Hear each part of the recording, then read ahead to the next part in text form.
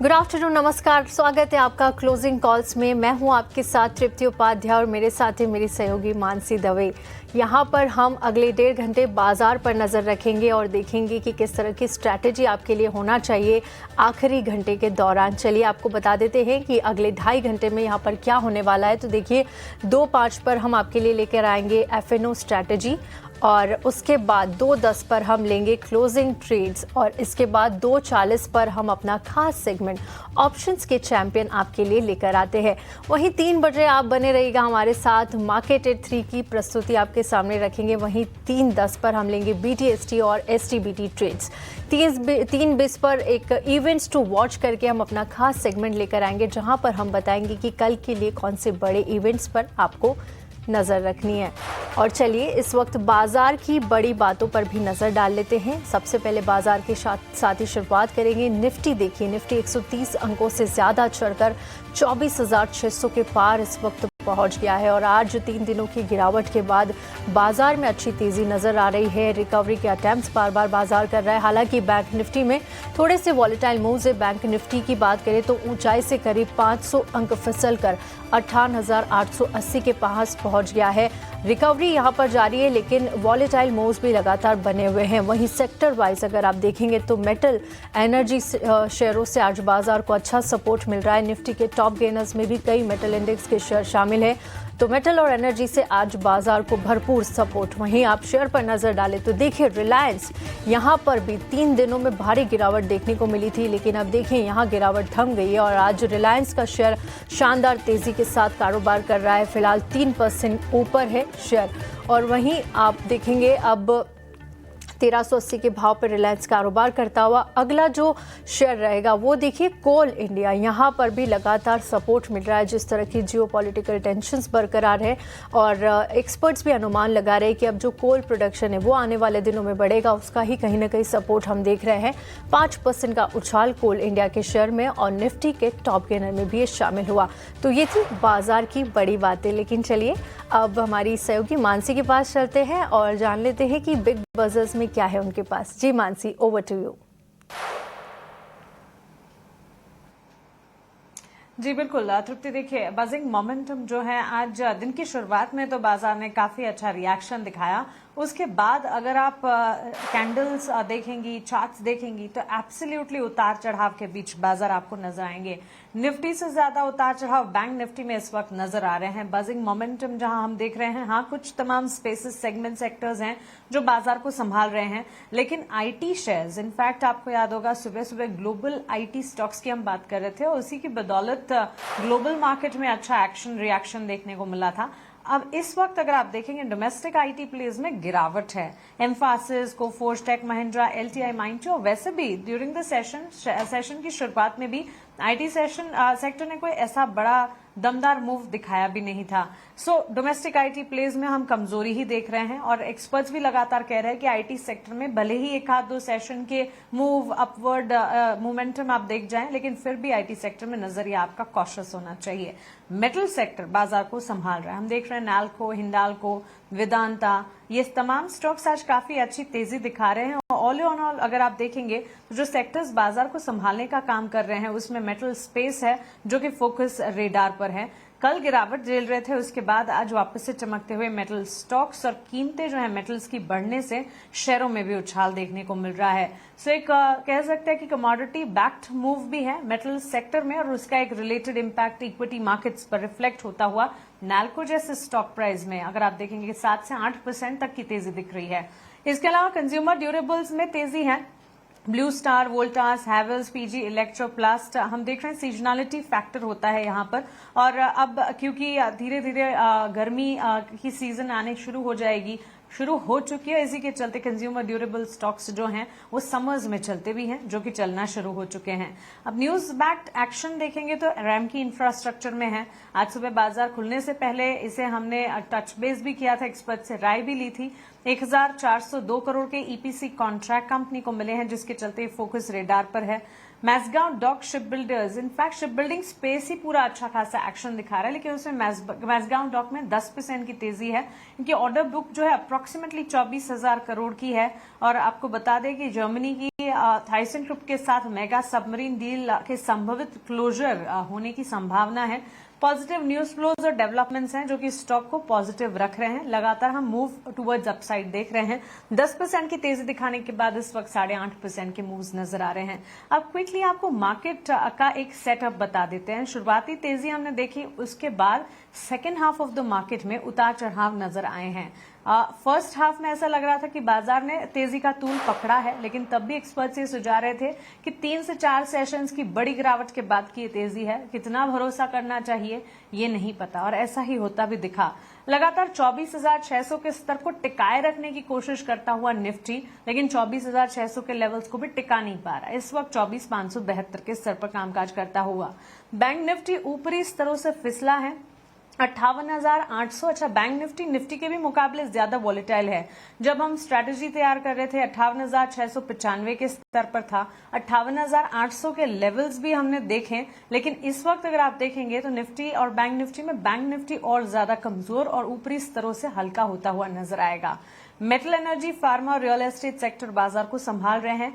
Heavy weights हैं रिलायंस और LNT, जहां से बाजार को सपोर्ट मिल रहा है। इसी वजह से हम अभी भी देख रहे हैं कि मोमेंटम बेस्ड कामकाज सेक्टर में और स्टॉक वाइज दिख रहा है। इंडेक्स भले ही वॉलेटाइल हो। कल की गिरावट के बाद मेटल्स में चमक है। फ्योर इंडिकेटर इंडिया विक्स याद होगा कल 24% के स्पाइक्स दिखा रहा था, आज 11% की गिरावट है। In it self relief. Advance decline ratios में अब भी एडवांसेस का पलड़ा भारी, और यूरोप के बाजार जो है वो मिले जुले इस वक्त शुरुआत दिखा रहे हैं। सो ओवरऑल मार्केट का सेटअप फर्स्ट हाफ में और बेहतर था, इस वक्त वॉलेटाइल होता दिख रहा है। लेकिन चलिए इसी संकेतें और ट्रिगर्स के साथ चलते हमारे मार्केट एक्सपर्ट्स के पास और उनसे समझते हैं कि बाजार को लेकर वो क्या स्ट्रैटेजी बना रहे हैं। लक्ष्मी श्री इन्वेस्टमेंट्स के अंशुल जैन हमारे साथ जुड़ गए हैं, और साथ ही मेरा एसेट शेर खान के कुणाल शाह भी हमारे साथ हैं। जेंटलमैन, आप दोनों का ही स्वागत है 18 आवर्स स्वदेश पर। अपना समय हमें देने के लिए आपका शुक्रिया। अंशुल, शुरुआत आपसे करेंगे। बताएं कैसे रीड कर रहे हैं आज के मार्केट्स को आप? Good afternoon Mansi, good afternoon tipsy. देखिए, मॉर्निंग में भी हमने बात की थी, थोड़ी सी बैंक निफ्टी रिलेटिवली वीक दिख रही है, और अभी जो खेल खराब हुआ है वो बैंक निफ्टी की वजह से हुआ है। बैंक निफ्टी ने नया इंटरडे लो बनाया है, but into the support zone है, तो मैं यहाँ पे अभी शॉर्ट करने के कोई भी मूड में नहीं हूँ। यहाँ से कोई भी रिवर्सल या फेलियर मिलता है तो मैं लॉन्ग करने के मूड में रहूंगा, बट क्लियरली रिलेटिव स्ट्रेंथ जो है वो निफ्टी पे है। तो अगर लॉन्ग ट्रेड लेना भी है तो निफ्टी पे ज्यादा अच्छा ट्रेड बनेगा, बट ऑन ब्रेकआउट 24,660 के ऊपर अगर निफ्टी ब्रेकआउट देता है तो फिर एक 100-150 पॉइंट की अप मूव आपको आराम से मिलेगी। फिलहाल एक सपोर्ट जोन पे हम आके खड़े हुए हैं, तो यहाँ पे बुलिश एविडेंस का वेट करना चाहिए। अगर बनता है तो यहीं से लॉन्ग करेंगे, नहीं बनता है तो ब्रेकआउट पे 24,661 के बाद लॉन्ग करेंगे। बट यहाँ से शॉर्ट देखने की बहुत ज्यादा जगह नहीं दिख रही है, तो हम लॉन्ग साइड में ही ट्रेड करेंगे। ऊपर की तरफ चलते हुए मार्केट दिख रहा है। ठीक है, ये सलाह इंडाइसिस पे 24,660 के लेवल पे अगर आता है तो यहाँ पर देखना होगा, लॉन्ग यहाँ पर करने की सलाह होगी। और सही कहा अंशुल जी, आपसे सुबह भी बात हो रही थी, तब आप बोल ही रहे थे कि बैंक निफ्टी थोड़ा सा वॉलेटाइल ज़रूर नज़र आ रहा है, उस पर नज़र बना कर रखिए। लेकिन चलिए आप बताइए, आपकी ट्रेडिंग पिक्स क्या रहेगी आज के लिए?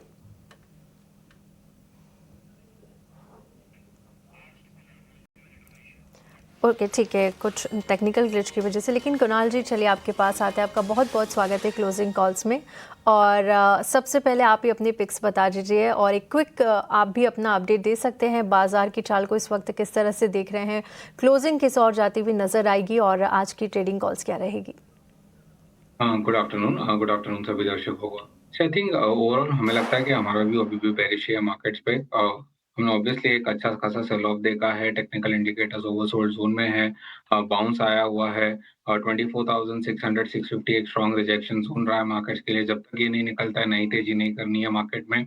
ओवरऑल व्यू हमारा अभी भी बेरिश है। हमें लगता है कि निफ्टी में डाउनसाइड पोटेंशियल है 23,900 24,000 के लेवल्स को टेस्ट करने के लिए। सो पुल बैक को भी एक एग्जिट अपॉर्चुनिटी की तरह यूज करें। निफ्टी 23,900 24,000 तक के लेवल्स बता सकता है। जहां तक बैंक निफ्टी की बात है, बैंक निफ्टी जो लीडर था अर्लियर और जहाँ पे आउट परफॉर्मेंस था, वहां वहीं पे कहीं ना कहीं वीकनेस आ रही है। सो जो एक्चुअली जो स्ट्रेंथ बता रहा था वो अभी वीक होते जा रहा है, और वही निफ्टी को कहीं ना कहीं नीचे की तरफ ड्रैग करेगा। सो बैंक निफ्टी पे आउटलुक अभी भी बेरिश ही है। 57,700 जो कि एक बहुत ही इंपॉर्टेंट क्रिटिकल सपोर्ट जोन है, मुझे लगता है वो टेस्ट करने जा रहा है बैंक निफ्टी। कल वीकली क्लोज रहेगा, तो कहीं ना कहीं मुझे लगता है 57,700 को टेस्ट करेगा। एंड वहाँ से कहीं न कहीं हम थोड़ा बहुत पुल बैक देख सकते हैं। So bank Nifty definitely aggressively sell की सलाह रहेगी यहाँ से भी 59,200 अभी शॉर्ट टर्म बेसिस पे एक स्ट्रॉन्ग रिजेक्शन ज़ोन बन गया है।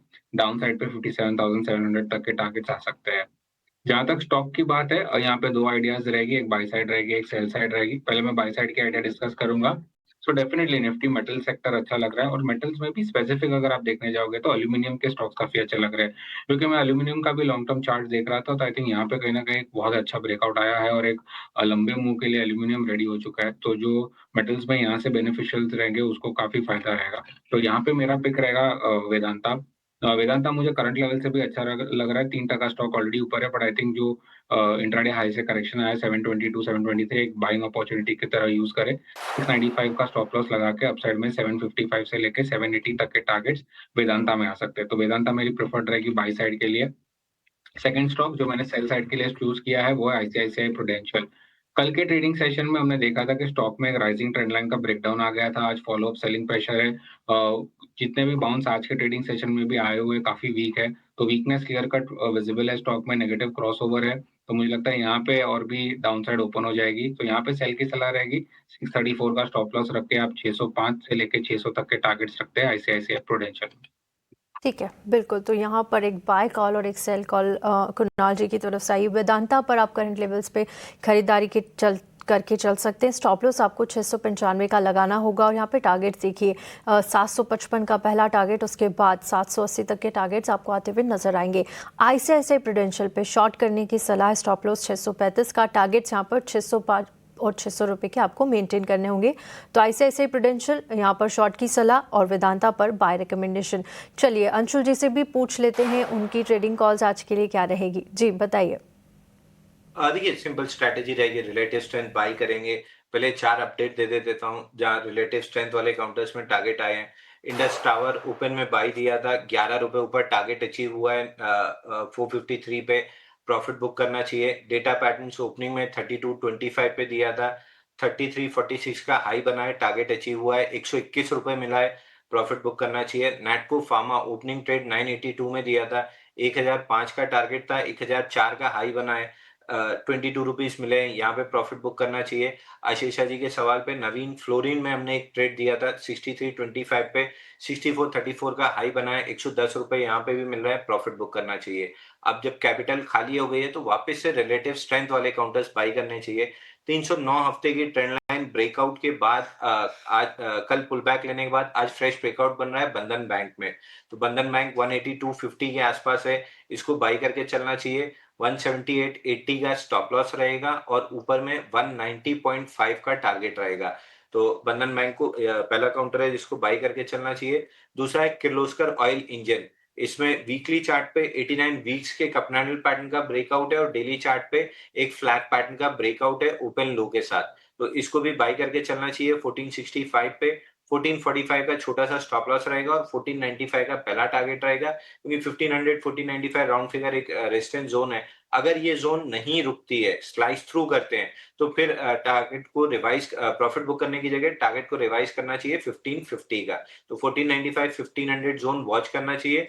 नहीं रुका तो फिर 1550 का टारगेट रिवाइज कर लेना चाहिए।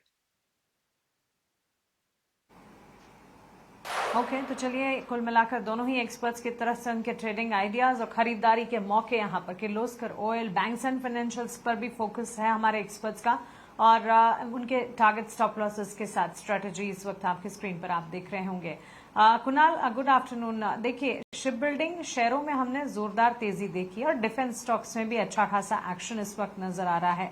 मेसगांव dock, Garden Reach ship builders, in fact Garden Reach ship builder जैसे स्टॉक साइडवेज मोमेंटम दिखा रहे थे और अब वापस से चल रहे हैं। ये स्टॉक है और साथ ही डिफेंस की भी अगर बात करें, Bharat dynamics limited, BEL, Bharat forge में हम देख रहे हैं अच्छी खासी मजबूती के बीच कामकाज। किन्हीं की अगर ऊपर के स्तरों पर एग्जिस्टिंग पोजीशन है उन्हें क्या करना चाहिए? इन स्तरों पर क्या कोई स्ट्रैटेजी बिल्ट हो रही है? एवरेज करने के बारे में सोचा जाए? वैसे टूटे थे आज के सत्र में गार्डन रीच तो 5% की तेजी दिखा रहा है। आप आई थिंक ओवरऑल मानसी अगर मैं निफ्टी इंडिया डिफेंस इंडेक्स की बात करूं तो यहाँ पे जो लार्जर टर्म कंसोलिडेशन है 8300 का लेवल मेरे ध्यान में जैसे ही वो टूटता है तो शॉर्ट कवरिंग का मूव अपसाइड में आएगा और एक बड़ी रैली हम डिफेंस में देखेंगे, पर वो जब तक टूटता नहीं है तब तक ये कंसोलिडेशन का ही फेज है। सो टू अर्ली टू कॉल है, बट मुझे लगता है कि डिफेंस एज अ स्पेस में अभी एज अ बास्केट बाइंग नहीं दिखाई दे रही है। स्टॉक स्पेसिफिक अप्रोच रखना चाहिए यहाँ पे। ऑब्वियसली बीएल एक आउट परफॉर्मर रहा है, तो उसने कंटिन्यू किया है आउट परफॉर्मेंस हायर लेवल्स पे भी, और ऊपर में भी 480 490 तक के भी जगह है बीएल में ऊपर आने के लिए। बट आई थिंक एक स्टॉक यहाँ पे मुझे लग रहा है जहाँ पे मोमेंटम और भी अभी बिल्टअप होना चाहिए, वो है मजगांव डॉक। और रीजन यही है कि जो correction recent time Mazagon Dock में आया था, स्टॉक एक नया लो बनाते जा रहा था, पर कहीं ना कहीं जो इंडिकेटर्स है वो एक हायर लो बना रहे थे, तो क्लियर कट एक पॉजिटिव डाइवर्जेंस दिखाई दे रहा था स्टॉक में, और वो डाइवर्जेंस का कंफर्मेशन का एक ब्रेकआउट भी आ गया वॉल्यूम्स के साथ यहाँ पे। तो मुझे लगता है कि ये मूव और भी कंटिन्यू रहेगा। ऑलरेडी स्टॉक 8% अप है, बट आपको एक करेक्टिव लेवल पे मिल रहा है, तो मुझे लगता है यहाँ से अपसाइड और भी ओपन हो जाती है। तो वो अपसाइड में स्टॉक में पोटेंशियल है 2500 2550 के लेवल्स को टेस्ट करने के लिए, जो कि एक रिजेक्शन जोन रहा है पहले स्टॉक के लिए। सो करंट लेवल्स पे भी आप मजगांव डॉक को लॉन्ग कर सकते हैं, यहाँ से भी एटलीस्ट 10% तक की रैली अपसाइड में आ सकती है। ओके तो चलिए ये राय फिलहाल आपको डिफेंस शिप बिल्डिंग स्पेस से जुड़े स्क्रिप्ट्स पर मिली है। अंशुल, नवीन फ्लोरिन के चार्ट्स को एक बार पुल अप करते हैं। आज के सत्र में स्टॉक ने तेजी पकड़ी है और लगातार हम देख रहे हैं मजबूती। 6110 टू 6443 ये दिन की रेंज है और इस वक्त ऊपरी स्तर के करीब 6433 के लेवल्स के आसपास करीब 6% की तेजी पर नवीन फ्लोरिन का स्टॉक जो है वो कामकाज करता हुआ दिख रहा है। आज हमने देखा है स्टॉक ने अच्छे खासे मूव दिखाए और उन मूव को कायम भी रखा है। One side in fact up move है। एनालिस्ट रेटिंग में आउट परफॉर्म की राय बरकरार है। आपकी राय क्या होगी? टेक्निकल चार्ट स्ट्रक्चर क्या कहते हैं? 14 दिन में 15% करेक्ट हुआ था, और ये 15% करेक्शन केवल एक रीटेस्ट था प्रीवियस ब्रेकआउट का। 6191 पे प्रीवियस ब्रेकआउट आया था 63 डेज के कपनैंडल पैटर्न का, उसका रीटेस्ट था। आज ओपन लो के साथ फ्रेश ब्रेकआउट बना है। 6325 पे सुबह हमने बाय भी दिया था। ऊपर में 6650 ये पहला टारगेट स्विंग बेसिस पे होना चाहिए, जिसको अचीव होने में प्रोबेबली 3 to 5 सेशन लग सकते हैं, बट 6650 वहां पे कुछ हद तक कंसोलिडेट करेगा और उसके बाद जब निकलेगा तो 7000 तक के लेवल मिल सकते हैं। तो आपका नजरिया अगर 3 से 5 दिन का है तो 6650 पकड़िए। अगर 1.5 से 2 महीने का समय दे सकते हैं तो 7000 प्लस के टारगेट आपको मिलेंगे, क्योंकि बहुत बेहतरीन बेस ब्रेकआउट है और वॉल्यूम के साथ चल रहा है काउंटर। ऑलराइट, तो चलिए ये राय फिलहाल आपको मिलती हुई नवीन फ्लोरिन पर। ऑन दैट नोट एक छोटे से ब्रेक के लिए रुक रहे हैं। ब्रेक के उस पार जब वापस लौटेंगे तो कुणाल और अंशु से मार्केट पर बातचीत जारी रखेंगे। आप बने रहें।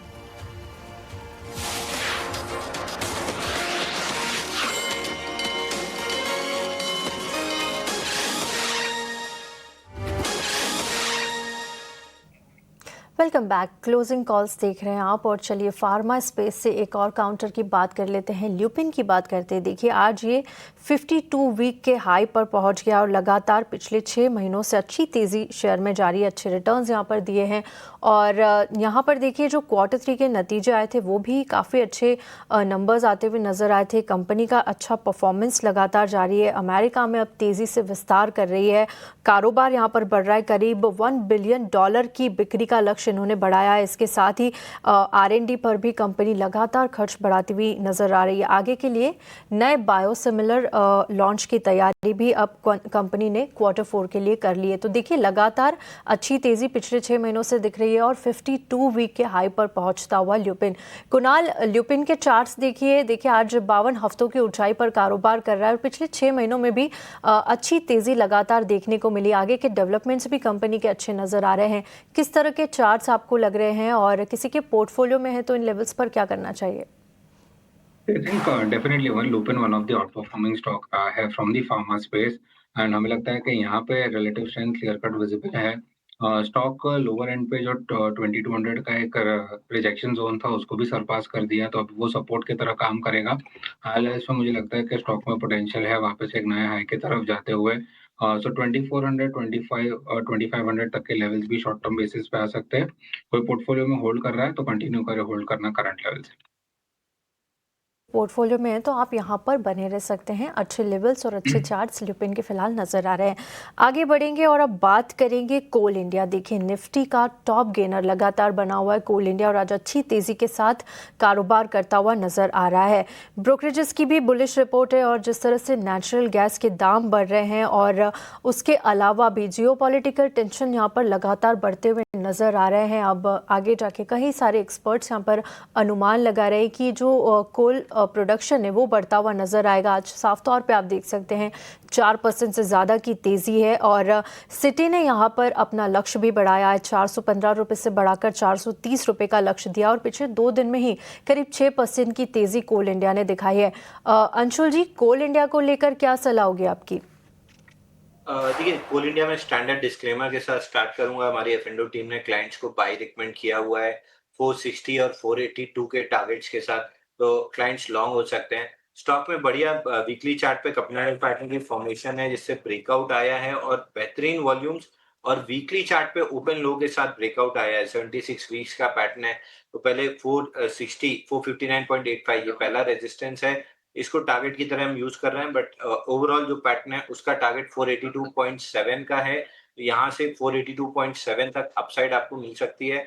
करंट मार्केट प्राइस से भी लॉन्ग कर सकते हैं या पुराना लॉन्ग अगर आपके पास है, तो दोनों केस में स्टॉप लॉस 440 का बनेगा और टारगेट 482.7 का बनेगा। 482.7 का टारगेट यहाँ पर और स्टॉप लॉस भी अंशुल जी ने रिकमेंड किया है। साथ ही काफ़ी बुलिश और पॉजिटिव व्यू उन्होंने कोल इंडिया को लेकर दिया है। लेकिन चलिए कोल इंडिया पर और भी ज़्यादा जानकारी ले लेते हैं। किस तरह के फैक्टर्स यहाँ पर काम कर रहे हैं और तेज़ी के बड़े ट्रिगर्स क्या हैं, बताने के लिए इस वक्त हमारी सहयोगी अशेषा हमारे साथ जुड़ चुकी है। अशेषा, 4% की शानदार तेज़ी और हमारे एक्सपर्ट्स ने भी यहाँ पर पॉजिटिव व्यू दिया है कोल इंडिया को लेकर। इतनी बड़ी तेज़ी के ट्रिगर्स आपने क्या देखे हैं, क्या डिटेल्स हैं आपके पास?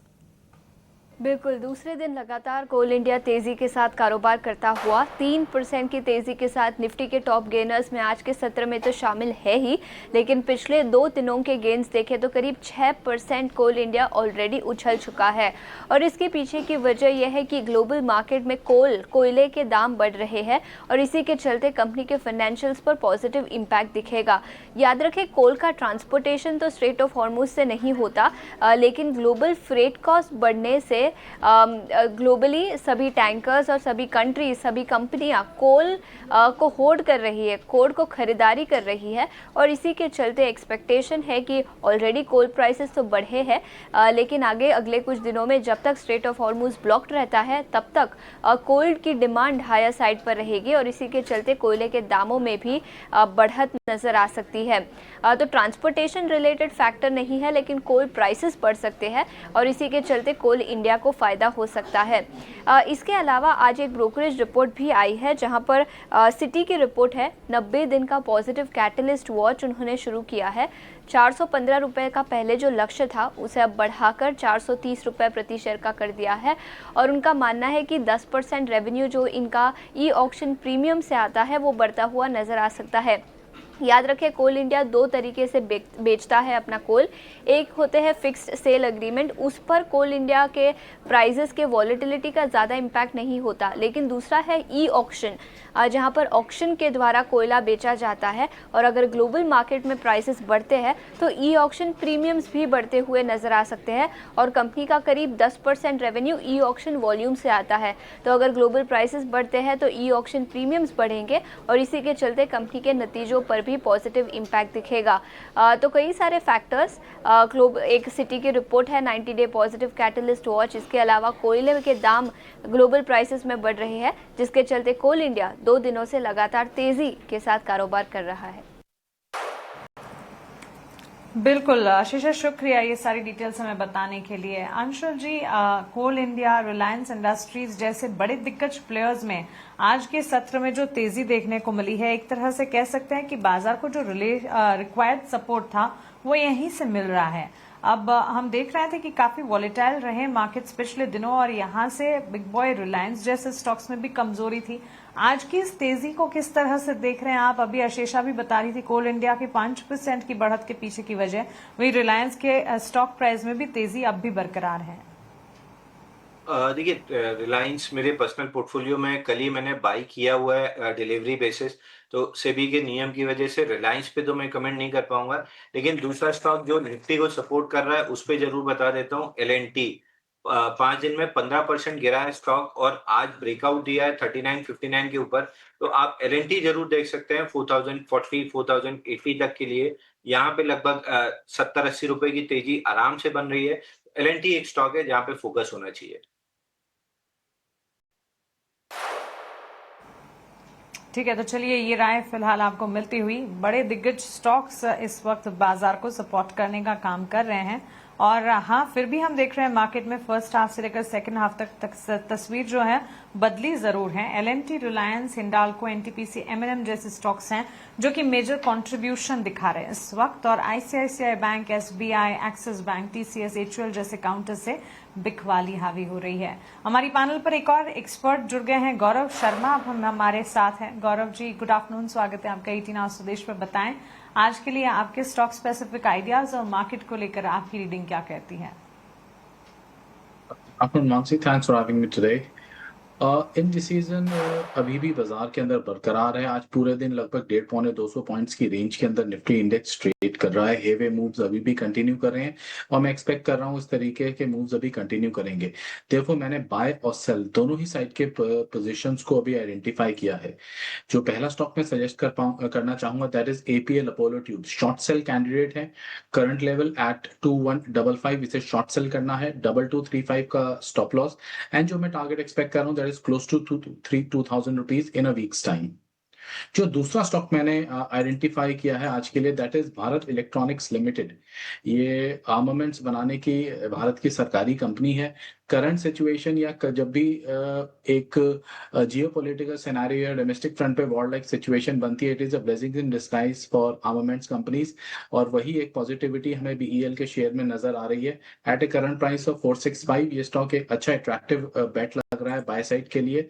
452 का स्टॉप लॉस लेना है और 480 का पहला टारगेट और 495 495 के दूसरे टारगेट के लिए इस स्टॉक को बाय कर सकते हैं। होल्डिंग पीरियड रहेगा अराउंड 1 वीक का।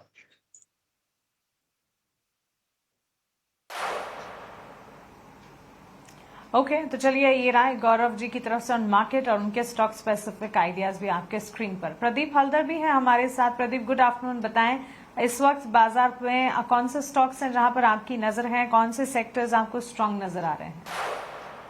हाय, गुड आफ्टरनून आपको एंड जितने भी को पैनलिस्ट है सारे को। एक स्टैंडर्ड डिस्क्लेमर रहेगा जितने भी स्टॉक्स हैं इंडेक्स को लेके मैं बात करने वाला हूँ। कोई भी स्टॉक्स इंडेक्स में हमारा कुछ भी व्यू नहीं रहता है। नो कन्फ्लिक्ट ऑफ इंटरेस्ट, ऐसा ही कुछ राय हम क्लाइंटों को भी देते हो सकते, कुछ कॉल उनके पास हो, हमारे पास नहीं है। एंड एक बार पर्सनल एडवाइजर से सलाह लेने के बाद ही इन्वेस्टमेंट कीजिएगा। पहला जो मैं कॉल लेके आया हूँ वो है साई लाइफ बाई करने का सलाह रहेगा। पहला टारगेट यहाँ पे आपको 1070 एंड सेकेंड टारगेट 1140 आपको आते हुए दिखाई देंगे। एक बार 1005 के आसपास का एक स्टॉप लॉस मेंटेन करना है। इसमें डेली, वीकली, मंथली तीनों टाइम फ्रेम में ही एक ब्रेकआउट आया है। और नेक्स्ट अगर 1.5 से 2 हफ्ते का व्यू आप लेके चलते हो तो 1140 का सेकेंड टारगेट और उससे पहले 1070 का टारगेट आना चाहिए इसमें। क्योंकि ऑलरेडी हमने देखा रिसेंटली जो 5 and 10 exponential moving average price है ऑलमोस्ट इसके ऊपर सस्टेन भी हो रहा है। जिस तरीके से बेस फॉर्मेशन हुआ है बहुत बढ़िया स्टॉक है, करंट जोन से बाय करने का सलाह रहेगा। सेकंड स्टॉक BEL पे एक ब्रेकआउट आया है और ऑल टाइम हाई के आसपास आ चुका है। और अभी वार का सिचुएशन है, जिस तरीके का यहाँ पे मोमेंटम में ऑलरेडी स्टॉक है। पहला टारगेट आपको यहाँ पे 476 एंड सेकंड टारगेट ऑलमोस्ट 488 के आसपास आपको आते हुए दिखाई देंगे। एक बार स्टॉप लॉस 448 के आसपास मेंटेन करने का सलाह रहेगा। इसमें भी आपको 4 से 5 दिन का व्यू रहेगा।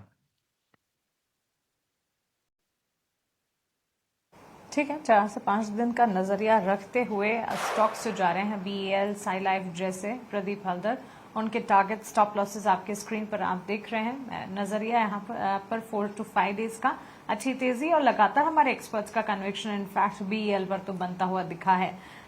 एक और एक्सपर्ट हमारे जुड़ गए हैं हमारे साथ, Anand Rathi shares and stock brokers के senior manager technical research analyst Jigar Patel जुड़े हैं। जिगर, गुड आफ्टरनून। आप बताइए आपके फोकस रेडार पर इस वक्त कौन से स्टॉक्स हैं as we speak? Metal, energy, pharma, auto, realty बाजार को संभाल रहे हैं। FMCG, financial service, PSU bank और IT टूट रहे हैं। Very good afternoon everyone. सबसे पहले टोटल 2 स्टॉक्स है आज मेरे पास। सबसे पहले तो नेटको फार्मेसी। नेटको फार्मा में काफी टाइम से एक फॉलिंग पैटर्न बन रहा था, बट ओवरऑल लास्ट 2 वीक से एक अच्छी स्ट्रेंथ पकड़ी है और रिसेंटली एक trend line, falling trend line breakout भी आता दिख रहा है। और इवन जो ऑसिलेटर्स है उसमें भी मैकडी में वीकली पे हमें एक जीरो लाइन का बुलिश क्रॉसओवर दिख रहा है, तो इसमें और 1-2 हफ्ते तक तेजी बनी रहनी चाहिए नेटको फार्मा में। So Natco pharma no doubt intraday basis पे 4.5% करीबन रैली कर चुका है, बट ओवरऑल हम इसमें स्टैगर्ड मैनर में करंट रेट से 970 980 तक भी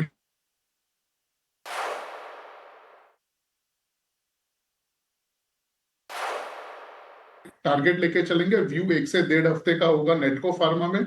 सेकंड है फिन पाइप है। फिन पाइप में भी सिमिलर लाइंस पे स्ट्रक्चर बना हुआ है वीकली चार्ट पे भी।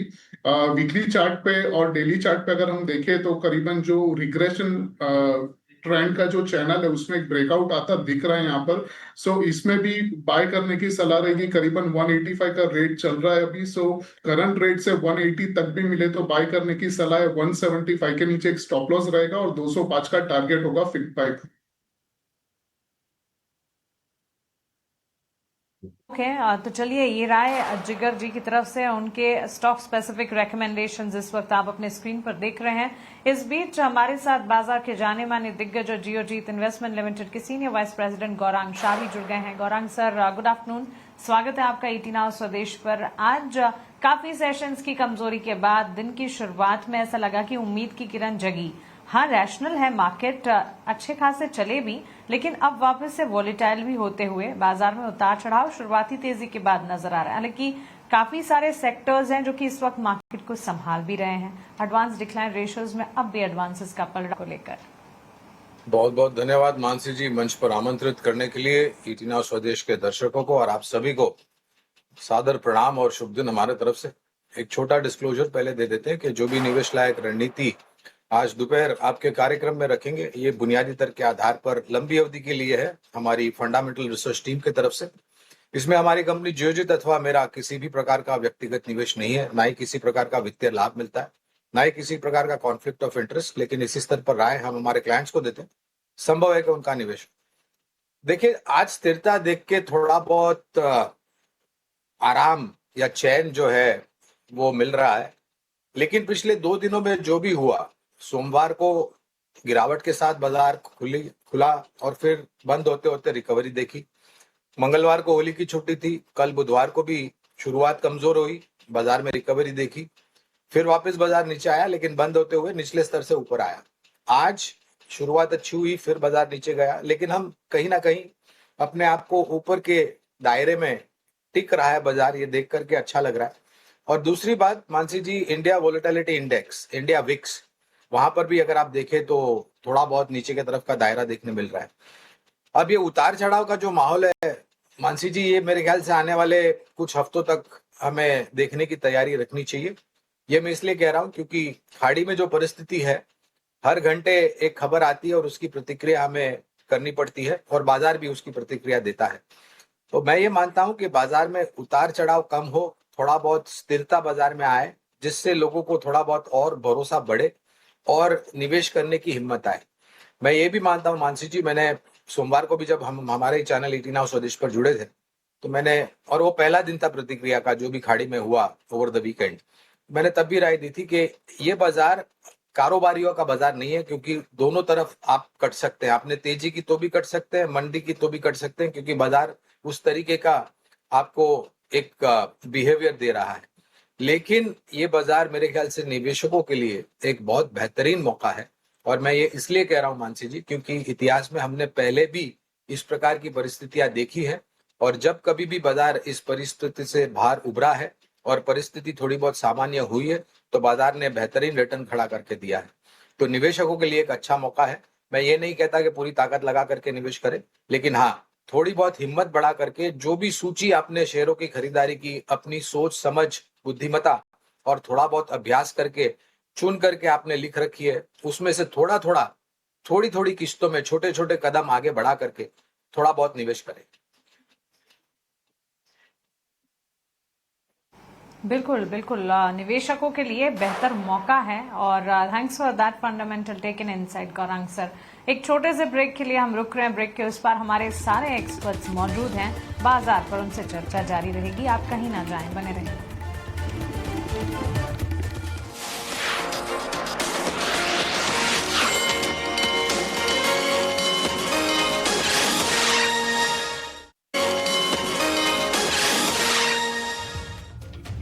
Welcome back. क्लोजिंग कॉल्स देख रहे हैं आप, जहां पर हम लगातार स्टॉक स्पेसिफिक चर्चा कर रहे हैं। और चलिए अब ऐसे काउंटर की बात कर लेते हैं। बीएसई की हम बात करेंगे, जहां पर देखिए सुबह से अच्छी तेजी नजर आ रही है। करीब 4 से 4.5% की तेजी के साथ शेयर कारोबार कर रहा है और दिन के ऊपरी स्तर पर जाता हुआ।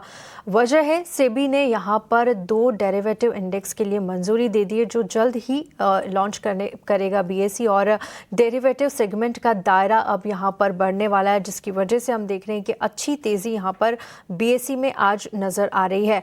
Q3 की बात करें तो देखिए यहाँ पर कंपनी ने अच्छा प्रदर्शन किया और काफ़ी अच्छे रिटर्न्स भी यहाँ पर बना के दिए हैं बीएसई ने। गौरव सर, आपके पास आना चाहूँगी। बीएसई का चार्ट देखिए आज शानदार तेज़ी के साथ कारोबार कर रहा है। 4 से 4.5% का शेयर में उछाल है और तीसरी तिमाही में भी अच्छे नतीजे पेश किए थे। पिछले 6 महीने या 1 साल की बात करें तो यहाँ पर निवेशकों को काफ़ी अच्छे रिटर्न्स बनाकर दिए हैं बीएसई ने। इन लेवल्स पर क्या सलाह होगी और आगे के चार्ट्स भी क्या आपको बुलिश नज़र आ रहे हैं इन लेवल्स पर? यस, हाय शेषम। सो अपना व्यू देने से पहले मैं एक डिस्क्लेमर जरूर देना चाहूंगा that we are very much constructive on this entire space, capital market space. और बीएसई के स्टॉक को हमने अपने क्लाइंट्स को सजेस्ट किया हुआ है, देयरफॉर हमारे क्लाइंट्स की उसमें पोजीशन हो सकती है। जैसे कि मैंने ऑलरेडी बताया कि हमारा कंस्ट्रक्टिव अप्रोच है, तो ये डिक्लाइन को भी एक बाइंग अपॉर्चुनिटी की तरीके से ही हम लोग एक व्यू कर रहे हैं। बिकॉज जिस टाइप का ओवरऑल अभी परफॉर्मेंस चलता हुआ आ रहा है, दिसंबर तिमाही के नतीजे भी हमने देखे, बहुत ही स्टेलर नंबर्स आए हैं both on the top line as well as bottom line के पर। तो हमारा मानना है कि going into the next financial year इस प्रकार का अपमूव चलता रहेगा और declining interest rates capital markets के लिए एक अच्छा पॉजिटिव स्टांस ही आगे लेकर आएंगे। देयरफॉर कोई भी गिरावट पे हम बाई की सलाह दे रहे हैं। अगर मैं शॉर्ट टर्म टेक्निकल अप्रोच की बात करूं तो अपना 200 पीरियड का एक्सपोनेंशियल मूविंग एवरेज के सपोर्ट लेवल के नजदीक से रिवर्सल ले रहा है स्टॉक। कल के दिन में एक हैमर कैंडलस्टिक पैटर्न बनाया है on back of good volumes. सभी चीजें ये संकेत दे रही हैं यहाँ से शॉर्ट टू मीडियम या लॉन्ग टर्म हर पैमाने पर यह शेयर काफी अट्रैक्टिव लग रहा है। बाय एंड होल्ड की सलाह रहेगी। ठीक है, बाय एंड होल्ड की सलाह काफ़ी अट्रैक्टिव इन लेवल्स पर भी बीएसई नज़र आ रहा है। आगे बढ़ेंगे और चलिए अब बात कर लेते हैं। यहाँ पर हम देख रहे हैं कि आज मेटल इंडेक्स बहुत ही शानदार तेज़ी के साथ कारोबार हो रहा है। पूरे पैक में अच्छी तेज़ी नज़र आ रही है, लेकिन देखिए यहाँ पर जो टॉप गेनर्स हैं मेटल में, आज उनमें हम देख पा रहे हैं कि हिंदुस्तान कॉपर और हिंदुस्तान जिंक का नाम शामिल नहीं है।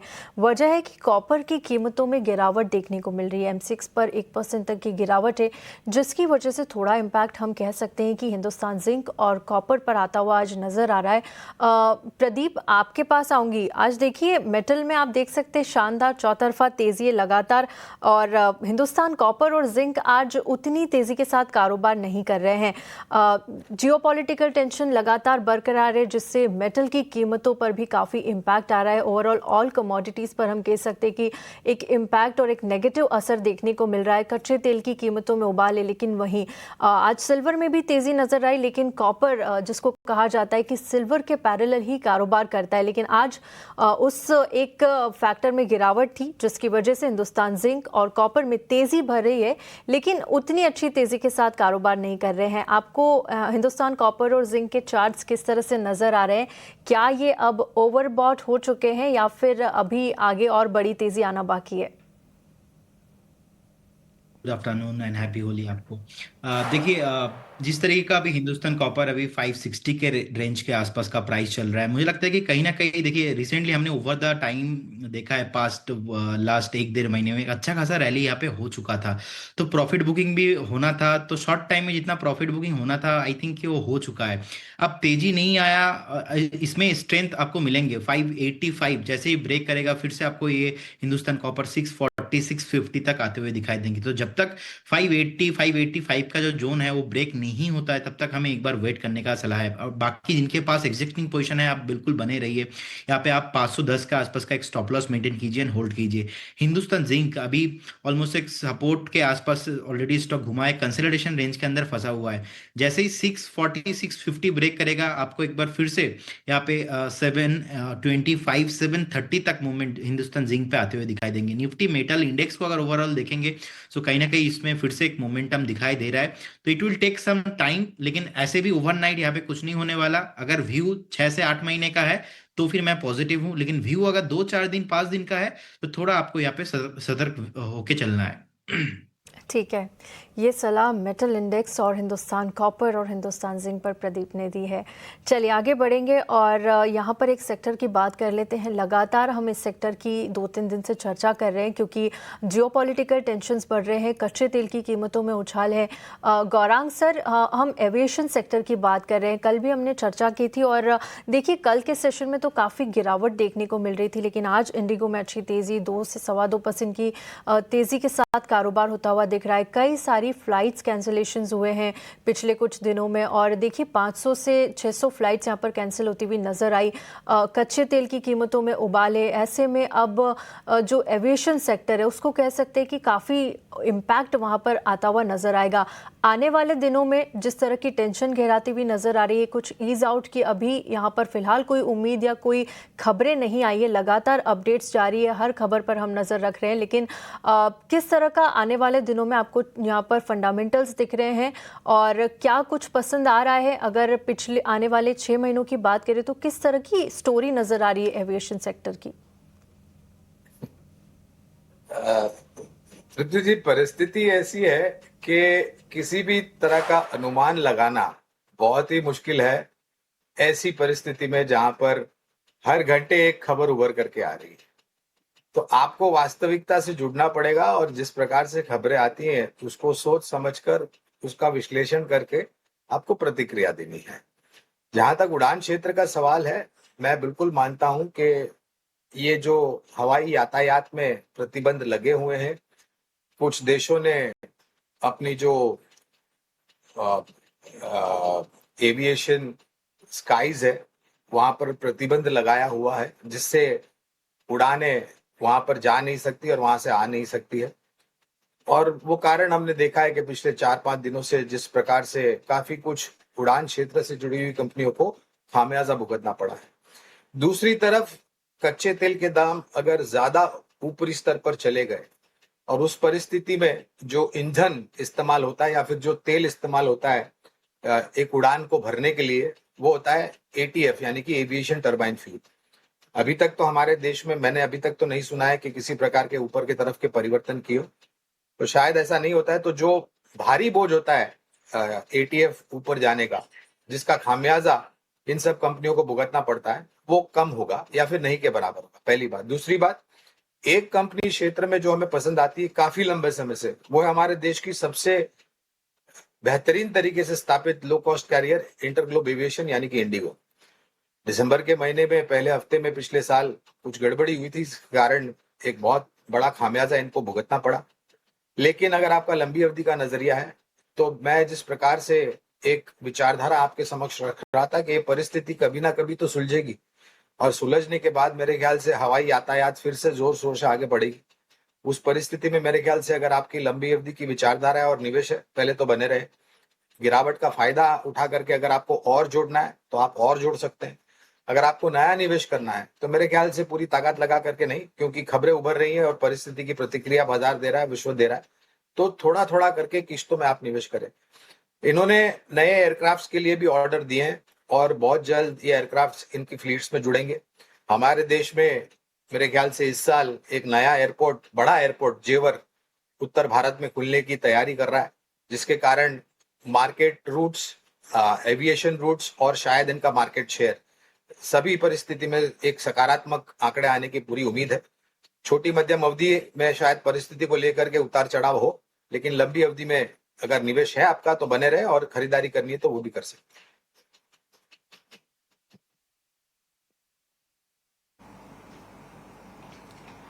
बिल्कुल, तो चलिए एविएशन प्ले पर पूरा एक फंडामेंटल टेक गौरांग जी की तरफ से इस वक्त एक बार नजर बाजार पर होनी चाहिए। निफ्टी में करीब 270 अंकों की तेजी, 24,765 के लेवल्स और अभी निफ्टी ने दिन के उच्चतम स्तर को छुआ है, 24,885 के स्तर तक गया और वहां से हम देख रहे हैं मजबूती की चाल कोशिश की और वहां से हम देख रहे हैं अच्छी खासे मोमेंटम के बीच कामकाज। 24,885 का डे हाई निफ्टी ने बनाया है। इस बीच सेंसेक्स में भी आप देखेंगे तो करीब 600 अंकों की मजबूती इस वक्त नजर आ रही है और बैंक निफ्टी पर भी साथ साथ नजर होनी चाहिए।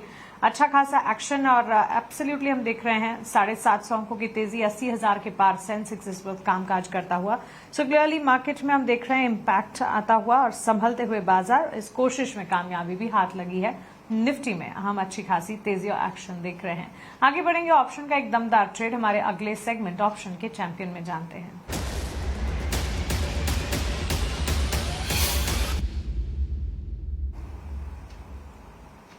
एंजल वन के राजेश भोसले हमारे साथ जुड़ गए हैं आज का ऑप्शन ट्रेड लेकर। गुड आफ्टरनून राजेश, बताएं। जी नमस्कार। देखिए BEL के चार्ट में लास्ट कुछ दिनों से रिलेटिव स्ट्रेंथ दिखाई दे रहा है एंड आज डेली चार्ट में एक price and volume breakout visible है। तो BEL का 470 का कॉल ऑप्शन बाय करना है। ये अराउंड 12 रुपए के आसपास ट्रेड कर रहा है। 8 के स्टॉप लॉस रख के टारगेट 20 का रखना है। इसका जो लॉट साइज है 1425 का है। मैक्सिमम रिस्क एज पर ट्रेड सेटअप होगा 5700 का एंड जो टारगेट हम यहाँ से एक्सपेक्ट कर रहे हैं वो होंगे अराउंड 11,400 के। ठीक है, BEL 470 की कॉल खरीदने की राय, 12 रुपए के दाम पर लक्ष्य, 20 के स्टॉप लॉस, 8 का वर्कआउट होने पर 1140 का मैक्स टू मैक्स मुनाफा, रिवर्स जाएगी तो 5,700 का अधिकतम नुकसान भी हो सकता है। FNO ट्रेडिंग को लेकर एक स्टैंडर्ड डिस्क्लेमर आपके स्क्रीन पर आ जाएगा। FNO ट्रेडिंग रिस्की हो सकती है और इसीलिए अपने एडवाइजर्स से सलाह लें, उसी के बाद इसमें उतरे। ईरान शर्तों के साथ न्यूक्लियर प्रोग्राम छोड़ने को तैयार, इस वक्त की ब्रेकिंग न्यूज। मिडिल ईस्ट में जो टेंशन्स चल रहे हैं इसके ऊपर आती हुई ईरान के उप विदेश मंत्री का बयान, इस वक्त सबसे बड़ी खबर आपके स्क्रीन पर। मिडिल ईस्ट में टेंशन और साथ ही US, इजरायल, ईरान के बीच जो तनातनी और तनाव का माहौल है, वॉर सिचुएशन, इसका असर हम देख रहे हैं अक्रॉस दी ग्लोब देखने को मिल रहा है। लेकिन इसमें एक ताजा अपडेट आता हुआ, ईरान के उप विदेश मंत्री का बयान आया है, शर्तों के साथ न्यूक्लियर प्रोग्राम को छोड़ने को तैयार है वो। ये अपडेट ताजा इस वक्त की सबसे बड़ी खबर। आपको बता दें कि UAE के कई देश भी है जहां पर अटैक्स होते हुए देखने को मिले और काफी हद तक प्रॉब्लमैटिक सिनेरियो सिचुएशंस पैदा होते हुए दिखी। शनिवार के दिन से ही ये वॉर सिचुएशन की शुरुआत हुई थी और तब से लेकर अब तक काफी सारा मार्केट कैप जो है वो अक्रॉस द ग्लोब कई सारे मार्केट्स में हम देख रहे थे गिरावट और नुकसान देखने को मिला। और इसमें कच्चे तेल की चाल में लगातार उबाल, $83 के नजदीक, $83 के लेवल्स को भी टच बेस कर लिया ब्रेंट क्रूड ने। और ऐसे में सुरक्षित निवेश के तौर पर सोने चांदी में लगातार अपमूव्स हम देख रहे हैं और इक्विटी मार्केट ने काफी हद तक गिरावट झेली। आज 3 से 4 सेशन की कमजोरी के बाद बाजार संभलते हुए थोड़े बहुत नजर आए। US से बेहतर विकल्प मिलने पर न्यूक्लियर प्रोग्राम छोड़ने को तैयार है ईरान, ये कहना है ईरान के उप विदेश मंत्री का। बयान आता हुआ ईरान शर्तों के साथ अगर US से बेहतरी के ये मिलेंगे संकेत तो वो न्यूक्लियर प्रोग्राम छोड़ने को तैयार है। चलिए आगे बढ़ेंगे, इससे जुड़े कोई भी अपडेट्स आएंगे हम आप तक जरूर पहुंचाते रहेंगे। कुछ एक आध स्टॉक्स हैं, हमारे एक्सपर्ट से जानते हैं। प्रदीप, एक तो इन्फो एज के स्टॉक को पुल अप करते हैं, ताजा अगर कंपनी के नंबर्स की बात करें तो वहां पर हमने देखा था नंबर्स अच्छे हैं। मैं आपकी तरफ आऊंगी इन स्टॉक के रिएक्शन पर भी, लेकिन इस बीच की सबसे बड़ी खबर जो ईरान की तरफ से आती हुई दिखी है, इस पर सबसे ज्यादा पहले एक इम्पैक्ट देखने को मिल रहा है। करीब 350 अंकों की तेजी यहां पर इस वक्त नजर आ रही है निफ्टी में। जैसे जैसे आज सुबह भी हम देख रहे थे मिडिल ईस्ट के टेंशन्स कम होते नजर आए, उसी के साथ साथ ग्लोबल फ्रंट पर भी हमने देखा बीती रात US अमेरिकी बाजार भी ठीक ठाक चले। साथ साथ सुबह उठे तब एशियाई बाजार में भी अच्छा खासा एक्शन था। US इजरायल ईरान वॉर, पिछले दिनों हमने देखा दोहा, ईरान इजरायल में कंटिन्यूड स्ट्राइक और ड्रोन अटैक जो है वो होते हुए नजर आए। काफी बड़ा कॉन्फ्लिक्ट, और ये कॉन्फ्लिक्ट इनफैक्ट जानकारों की माने तो एक तरह से सिनेरियो कब तक और कितने समय तक जारी रहेगा, ये सबसे बड़ा कंसर्न था। बाजार ने काफी हद तक परेशानियां भी इसके चलते झेली। लेकिन हाँ, ये भी बता दें कि मिसाइल वर्सेस इंटरसेप्टर की अगर बात करें, करंट सिचुएशन जो देखने को मिल रही है वो एक इन्वेंट्री वॉर की है। स्टॉक पाइल्स की अगर बात करें, estimated 2500 plus ballistic missiles Iran के पास है। फोकस है वॉल्यूम और चीप सैचुरेशन पर। स्मार्टली प्ले आउट कर रहे हैं वॉर को by attacking neighbouring nations, building pressure USA के पास to save protect them. Particularly हर देश अपने आप को एक तरह से प्रोटेक्ट करने की ही कोशिश करता है, और इसी कड़ी में ईरान के उप विदेश मंत्री का बयान आता हुआ दिख रहा है। फिलहाल शर्तों के साथ वो न्यूक्लियर प्रोग्राम जो है यूएस से अगर बेहतर विकल्प मिलते हैं तब फिर छोड़ने के लिए तैयार है। इजराइल की सिचुएशन की अगर बात करें, इन्वेंट्री डेंजरसली लो है आफ्टर रीसेंट एस्केलेशंस। लगातार एस्केलेशंस की खबर ओवर द वीकेंड भी आ रही थी, और हेविली यूएस रिप्लेनिशमेंट्स पर डिपेंडेंट है। और इस वक्त के सिनेरियो अगर आप जानें तो क्लियरली हम देख रहे हैं कि इन्वेंट्री की सिचुएशन वहां पर लो है। यूएसए रीजनल डिफेंस मेंटेन करते हुए। चलिए इस पूरी खबर पर एक बार गौरंग सर से भी उनका एक टेक समझते हैं। गौरंग सर, शनिवार से ही चला है ये सिलसिला, और तब से लेकर अब तक अटकलें भी कई सारी लगाई जा रही हैं। काफी हद तक वॉलेटाइल सिचुएशन हो चुकी है, और खामियाजा इसका लगभग सारे बाजार भुगत रहे हैं। अब ये ताजा अपडेट आया है, और ईरान का ये कहना है कि अगर बेहतर विकल्प मिलता है तो न्यूक्लियर प्रोग्राम को छोड़ देंगे। क्या कहेंगे आप इस पर? अंशी जी, सबसे पहले तो मुझे ये पता नहीं था कि इतनी जल्दी ये खबरें आ जाएगी, क्योंकि मैंने अभी कार्यक्रम में कहा कि जब कभी भी ये परिस्थिति सुधरेगी तो बाजार आपको मेरे ख्याल से चौंका देगा। मैं उम्मीद करता हूं मानसी जी कि ये वास्तविकता में परिवर्तन हो, और सबसे पहले मैं ये चाहूंगा कि स्ट्रेट ऑफ होर्मुज में जो प्रतिबंध लगाया है ईरान ने, वो एक औपचारिक स्तर पर घोषणा करे, और वो यातायात मार्ग जो समुद्री का है, समुद्र यातायात मार्ग है, जहां पर बहुत ज्यादा प्रतिशत की मात्रा में हम निर्भर है कच्चे तेल और एलपीजी सीएनजी को लेकर के, जहां तक आयात का सवाल है। ये एक अच्छी पहल है। अब देखते हैं कि अमेरिका और इजराइल के तरफ से अगर कुछ बयान आते हैं आज शाम तक या कल तक, और वास्तविकता में अगर कुछ वार्तालाप से निवारण निकलता है, तो मेरे ख्याल से इससे बड़ी बात कोई नहीं हो सकती है। लेकिन एक और काम अगर ईरान कर देता है, जैसे मैंने कहा कि वो जो यातायात मार्ग है वो खोल देता है और प्रतिबंध जो लगाए हैं वो उठा लेते हैं, तो मेरे ख्याल से एक साइन ऑफ गुडविल के रूप में इसको मैं देखूंगा, और मेरे ख्याल से लोग भी इसको देखेंगे, क्योंकि पूरे विश्व भर में पूरा तांडव मचा रखा है ये स्ट्रेट ऑफ होर्मुज में, खास करके हमारा भारत और हमारे जैसे देश जो निर्भर है इस यातायात मार्ग पर। तो खबर अच्छी है। अब सामने से क्या कदम उठते हैं या फिर क्या बातें आती हैं, उस पर गौर करना बहुत जरूरी होगा। लेकिन एक पहल ईरान की तरफ से हुई है, ये सुन के और ये पढ़ के अच्छा लग रहा है। मैं चाहूंगा कि स्ट्रेट ऑफ होर्मुज पर भी जो प्रतिबंध लगाए वो खोल दिए जाए और पूर्ण तरीके से यातायात मार्ग खोल दिया जाए। गौरांग सर, आपको हमें ये खबर सुन के अच्छा लग रहा है, मार्केट भी इस खबर को शेयर कर रहा है। सीधे तौर पर बेंचमार्क्स में मजबूती नजर आ रही है, बाजार एकाएक दिन के ऊपरी स्तर पर पहुंच चुका है। एक बार क्विकली सारे के सारे इंडिसेस को स्क्रीन पर लेकर आया जाए। 24,800, अभी थोड़ी देर पहले नए उच्चतम स्तर को निफ्टी ने टच बेस किया था। यहां से आगे बढ़िया मजबूती के साथ बैंक निफ्टी, सेंसेक्स में भी, सेंसेक्स को एक बार पुलअप करना चाहिए। 1100 अंकों की बढ़त यहां पर देखने को मिल रही है। आपको बता दें, न्यूक्लियर कोऑपरेशन की बात हो रही है, और यूएस, इजराइल, ईरान के बीच जो वॉर सिचुएशन थी, वो वॉर सिचुएशन में कोऑपरेशन की बात, एक पहल, महज एक पहल की खबर, और ये खबर बेहतर साबित होती हुई। जैसे जैसे सिचुएशन सिनेरियोस ठीक होते नजर आएंगे, बाजार अब बिल्कुल वापस से संभलते हुए दिखेंगे। जो गिरावट का सिलसिला था वो थमता दिखेगा, लगातार हमारे एक्सपर्ट्स भी यही कह रहे हैं। और हिस्टोरिकल ट्रेंड्स की भी अगर माने तो war like situations, war situations के बाद बाजार संभले हैं, और जो लेवल्स दिखाए हैं उससे भी बेहतर लेवल्स वॉर सिचुएशंस के बाद, यानी कि परफॉर्मेंस बेटर दिखाई है। एक छोटे से ब्रेक के लिए रुक रहे हैं, ब्रेक के उस पर चर्चा जारी रहेगी।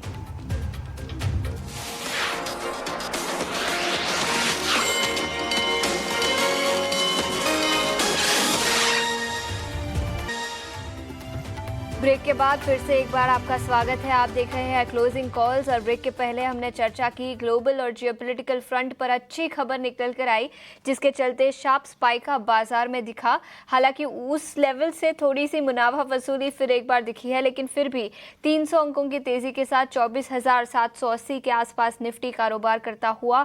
निफ्टी बैंक 380 अंकों की तेजी के साथ 60,000 के पास 59,000 के आसपास और सेंसेक्स आपके स्क्रीन पर करीब 1,000 अंकों की तेजी।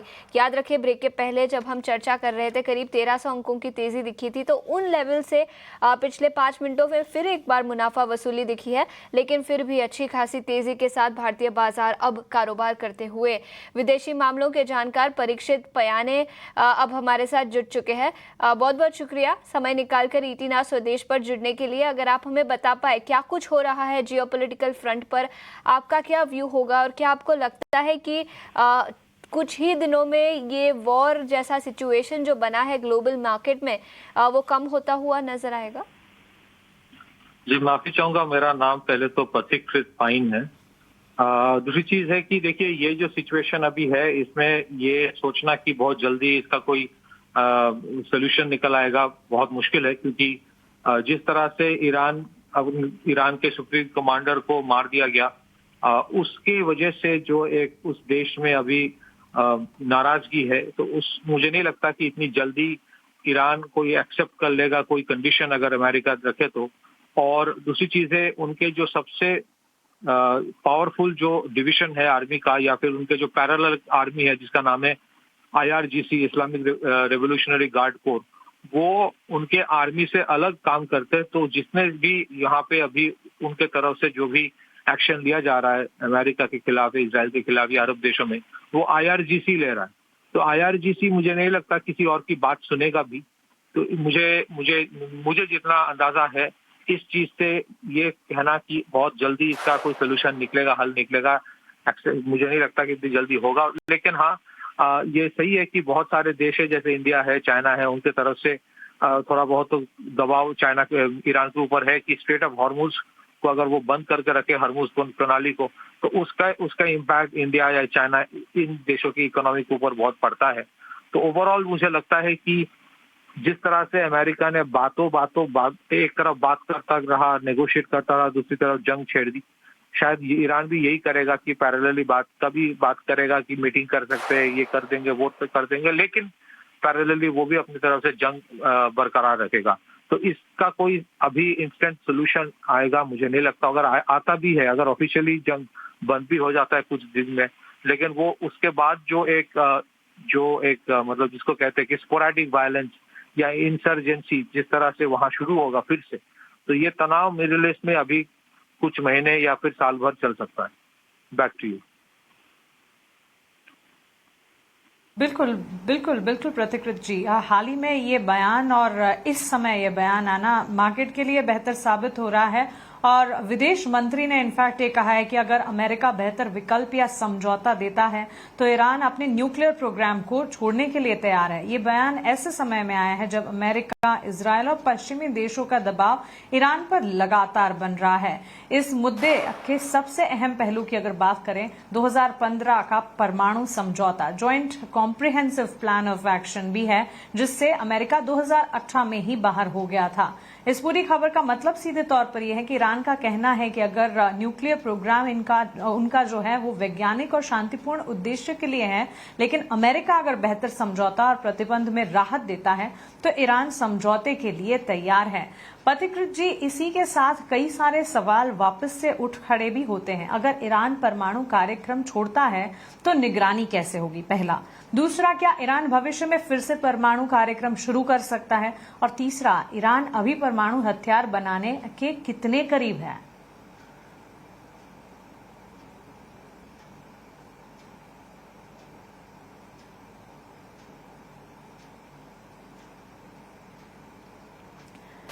चलिए बिल्कुल पथिकृत जी से फिर से एक बार जुड़ने की कोशिश करेंगे, लेकिन कई अहम सवाल इस पूरी कड़ी में जुड़ते चले जा रहे हैं। और आपको बता दें कि अमेरिका और इजराइल का कहना है कि ईरान को यूरेनियम संवर्धन पूरी तरह बंद करना होगा। इसी मुद्दे से चली है ये बात और इसी की वजह से काफी हद तक हम देख रहे हैं कि इस वक्त अमेरिका, इजराइल और पश्चिमी देशों का दबाव जो है ईरान पर लगातार बढ़ता हुआ दिख रहा है।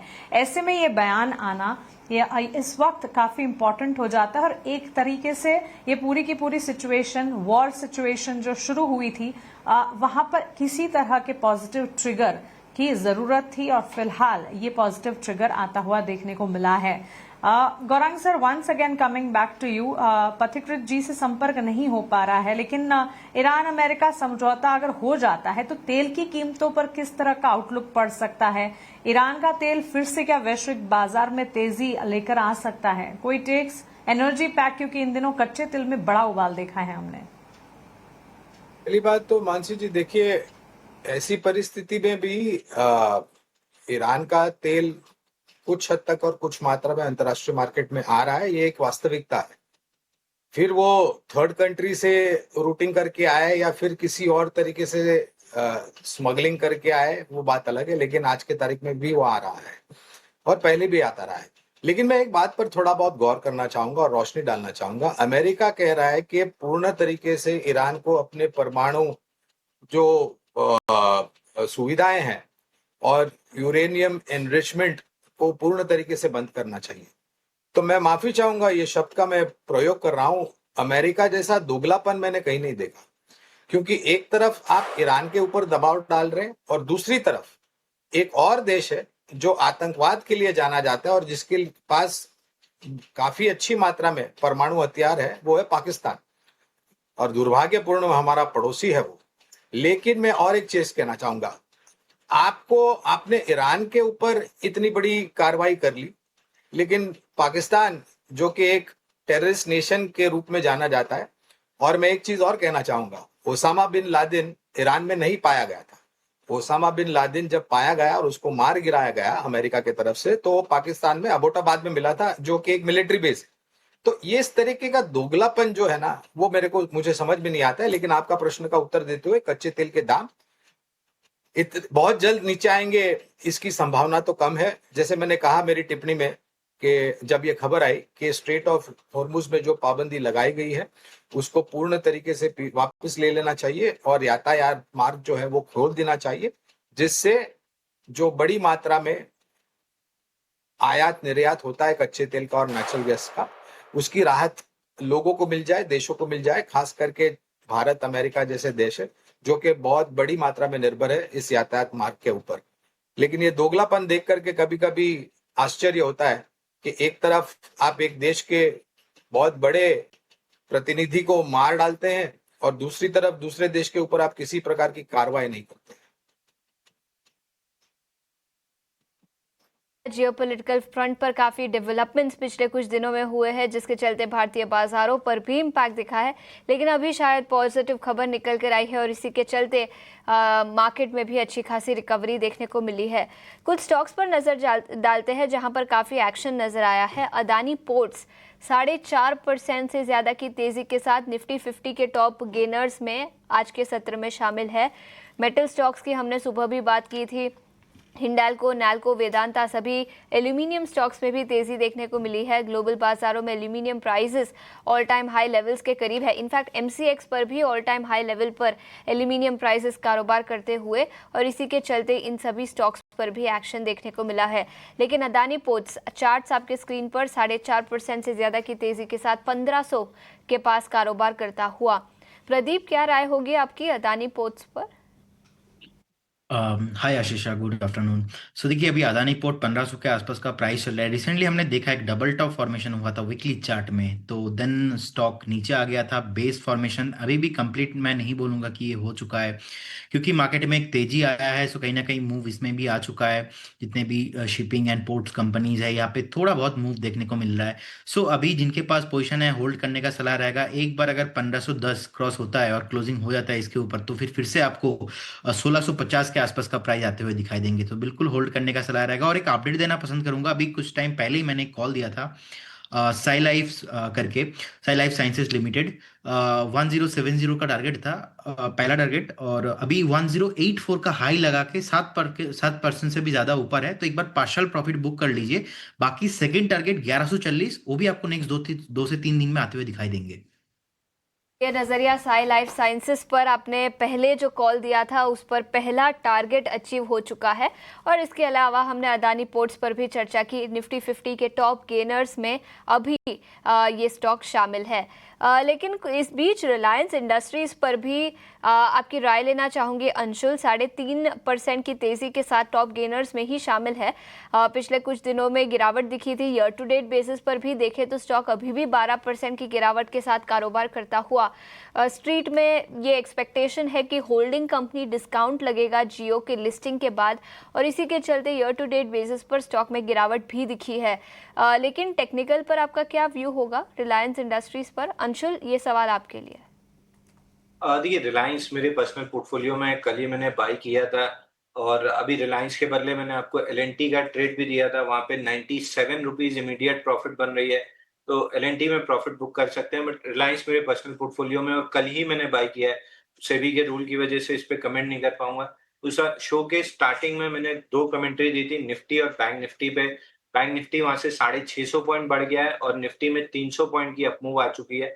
इन दोनों में भी प्रॉफिट बुक करना चाहिए अलॉन्ग विद एल&टी। और बंधन बैंक क्लोजिंग ट्रेड में हमने बाई दिया था, वहां भी 3 रुपए का प्रॉफिट बन रहा है। यहाँ पे भी प्रॉफिट बुक करना चाहिए। चारों में बेहतरीन प्रॉफिट बन रहा है। 1 घंटे सवा घंटे के अंदर प्रॉफिट बुक कर लेना चाहिए। ठीक है, तो ये नज़रिया कुछ स्टॉक स्पेसिफिक आइडियाज़। एल&टी में भी पिछले कुछ दिनों से गिरावट दिखी थी, लेकिन आज स्टॉक रिकवरी मोड में और 4% की तेज़ी अभी यहाँ पर नज़र आ रही है।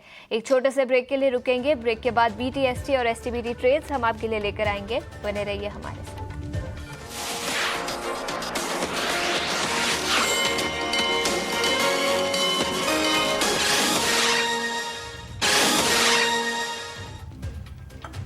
Welcome back. क्लोजिंग कॉल्स देख रहे हैं आप, और चलिए अब एक सेक्टर की बात कर लेते हैं। यहाँ पर आज हम देख पा रहे हैं कंज्यूमर ड्यूरेबल्स शेयरों में अच्छी तेज़ी नज़र आ रही है। चाहे वो ब्लू स्टार की बात करें तो यहाँ पर आप देखेंगे 5 से 5.5% की तेज़ी है। PG Electroplast, Voltas, Havells, Crompton, V-Guard यहाँ पर एक शानदार तेज़ी के साथ कारोबार होता हुआ, और अच्छी तेज़ी यहाँ पर कंज्यूमर ड्यूरेबल्स में दिख रही है। जिगर सर, मैं आपके पास आना चाहूँगी। देखिए, अब समर्स करीब आ गए हैं और गर्मी की शुरुआत भी हो चुकी है। ऐसे में अब AC कूलर्स की डिमांड भी बढ़ गई है मार्केट में, और उसी का हम देख पा रहे हैं डिमांड यहाँ पर दिख रही है। वोल्टास में अच्छी तेज़ी है, हैवेल्स में अच्छी तेज़ी है, क्रॉम्पटन और जितने भी कंज्यूमर ड्यूरेबल्स या AC कूलर बनाने वाली कंपनियां हैं उनके शेयर्स आज उछलते हुए नज़र आ रहे हैं। आगे के लिए क्या आउटलुक आपको नज़र आ रहा है? क्या इन शेयरों में इन लेवल्स पर कोई बाइंग अपॉर्चुनिटी दिख रही है? सिर्फ टोटल 2 शेयरों में बाइंग बन रही है। एक तो सबसे पहले क्रॉम्पटन की बात करते हैं। रिसेंटली एक अच्छा खासा मूव आया था, बट एक पुल बैक भी आया है पिछले 6-7 दिनों में। और अगर हम जो मोमेंटम ऑसिलेटर्स है अगर वो देखें तो कहीं ना कहीं ये पुल बैक एग्जैक्टली जो रिट्रेसमेंट लेवल है करीबन 50 से 60% के बीच में ही देखने को मिल रहा है। और साथ में जो इचिमोकू क्लाउड है उसी पे सपोर्ट लेता हुआ भी दिख रहा है क्रॉम्पटन। तो क्रॉम्पटन में एक डेफिनेटली बाइंग बन सकती है करंट लेवल से।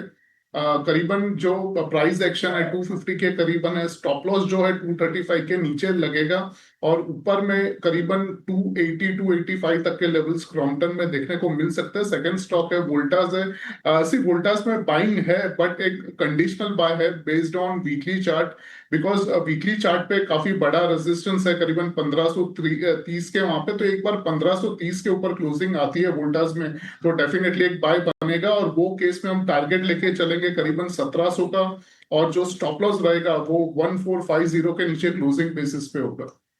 ठीक है, क्रॉम्पटन एंड वोल्टास यहाँ पर पसंद आ रहा है। और देखिए, क्रॉम्पटन पे कॉल भी दी है करीब 200 यहाँ पर आपको 35 के नीचे का एक स्टॉप लॉस लगाना है। आने वाले दिनों की बात करें तो अच्छे टारगेट्स नज़र आएंगे। 235 का एक स्टॉप लॉस लगाइए, 280 के टारगेट्स यहाँ पर आते हुए नज़र आएंगे।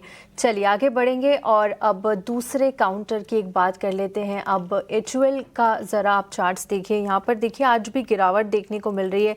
खबर आई थी सुबह से, ये खबर हम देख रहे हैं कि कंपनी ने 307 करोड़ में वेलबींग न्यूट्रिशन में करीब 19% से ज़्यादा की हिस्सेदारी बेच दी है।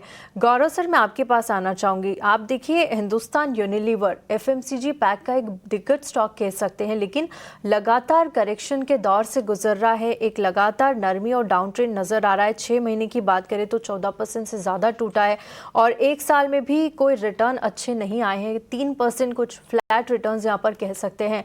आगे के लिए चार्ट्स किस तरह के नजर आ रहे हैं? क्या इन लेवल्स पे ये अट्रैक्टिव दिख रहा है HUL? लगभग एक साल नहीं, ये पिछले 2 से 3 साल से हिंदुस्तान यूनिलीवर का शेयर परफॉर्म नहीं कर पा रहा है। Kind of a similar move हमें अदर एफएमसीजी काउंटर्स में भी देखने को मिल रहा है। अभी भी मैं बात करूं तो एक रेंज बाउंड मूव ही है, डाउनसाइड सपोर्ट्स के नजदीक जरूर ट्रेड कर रहा है, बट मुझे अभी ये करंट लेवल पे अट्रैक्टिव नहीं लगता है। अगर हम एफएमसीजी स्पेसिफिक की बात करें तो टाटा कंज्यूमर और ब्रिटानिया जैसे शेयर्स मुझे बेटर प्लेस नजर आ रहे हैं। तो अगर बड़े शेयर्स की भी बात करें तो हम ब्रिटानिया को कंसिडर कर सकते हैं अगेंस्ट हिंदुस्तान यूनिलीवर। ठीक है, ये सलाह HUL पर। लेकिन चलिए अब वक्त हो गया है STBT और BTST ट्रेड्स जानने का। चलिए, और सबसे पहले अंशुल जी के साथ शुरुआत करते हैं। सर, क्या रहेगा आज, STBT या BTST? देखिए, रिलेटिव स्ट्रेंथ के साथ जाएंगे। बाजार भी थोड़ा सा ऊपर से पुल ऑफ हुआ है लेकिन रिलेटिव स्ट्रेंथ दिखा रहा है, तो रिलेटिव स्ट्रेंथ के साथ जाएंगे। पॉलीकैब में फ्लैग पैटर्न का ब्रेकआउट आया है, 85-65 चल रहा है। यहाँ पे BTST करना चाहिए, 8500 का स्टॉप लॉस रहेगा और 8720 का टारगेट रहेगा। दूसरा स्टॉक जहाँ पे BTST करके जाना चाहिए वो है नवीन फ्लोरिन। सुबह भी हमने बाय दिया था, अभी भी यहाँ पे BTST करके जाना चाहिए 6525 पे। स्टॉप लॉस 6470 का रहेगा और टारगेट वही जो मॉर्निंग दिया था 6640 वो टारगेट रहेगा। ठीक है, यहाँ पर अंशुल जी की तरफ से 2 BTST के ट्रेड्स, ये पॉलीकैब और नवीन फ्लोरेन पे आप नज़र रखें और लेवल्स भी उन्होंने बताया, उनका ध्यान रखिए। टारगेट्स आपको पॉलीकैब में 8720 तक के आते हुए मिलेंगे। प्रदीप जी, आपके आज क्या कॉल रहेगी, BTST या STBT? जी देखिए, मेरे तरफ से भी BTST रहेगा और एक कॉल ही रहेगा, कंपनी का नाम रहेगा AMCX में अभी 7 मिनट पहले ऑलमोस्ट 67-68 करोड़ के आसपास का एक ब्लॉक डील हुआ है। एंड अभी जिस तरीके का स्ट्रेंथ भी है, मैं समझ पा रहा हूँ कि एक बार 2610 का टारगेट आना चाहिए नेक्स्ट 1 से 2 दिन में ही। 2610 का टारगेट रहेगा। एक स्टॉप लॉस आप यहाँ पे 2520 पे मेंटेन करके जाइए और बाय करके जाइए।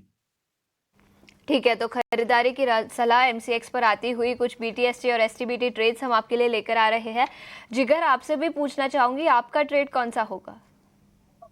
टोटल 2 स्टॉक है BTST के लिए। सबसे पहले तो चेन्नई पेट्रोलियम है। चेन्नई पेट्रो में आज एक अच्छा ब्रेकआउट आया था। रिग्रेशन जो चैनल है ट्रेंड का, उसमें ब्रेकआउट आकर फिर से ड्यूरिंग द इंट्राडे हमने एक पुल बैक भी देखा है और ये पुल बैक का हम यूज करेंगे। करीबन जो प्राइस एक्शन चल रहा है 997 का, तो यहाँ पे हम एक बार बाय कर सकते हैं चेन्नई पेट्रोलियम।